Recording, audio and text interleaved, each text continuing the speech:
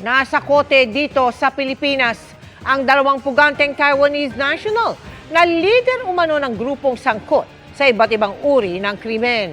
Ang mga suspect, illegal daw na pumasok sa bansa. Nakatutok si John Consulta.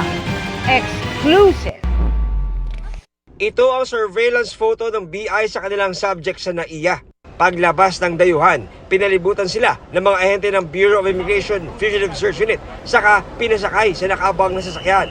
You are under arrest and you have the right to remain silent.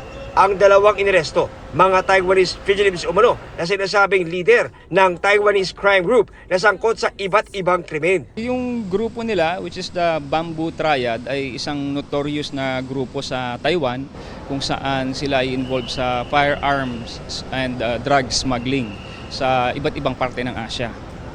Sinasabi din sa isang report na may pinapatay yung grupo nila sa Japan kung saan nagpadala sila ng mga miyembro ng kanilang sindikato at doon pinatay yung biktima. Nakuha sa dalawang Taiwanese ang dalawang peking Philippine driver's license.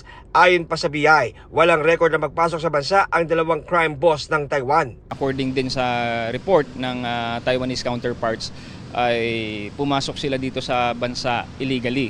So yun yung iniimbestigahan pa natin kung paano sila nakapasok dito na walang record dito sa atin. So maaaring gumamit sila ng ibang passports or dumaan sa ating backdoor. Sa ngayon, naalamin natin kung may mga kinasangkutan sila ng mga criminal case dito sa Pilipinas bago natin sila ipa-deport pabalik ng Taiwan.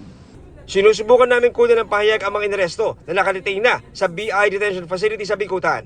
Para sa GMA Integrated News, John Consulta, nakatutok 24 oras.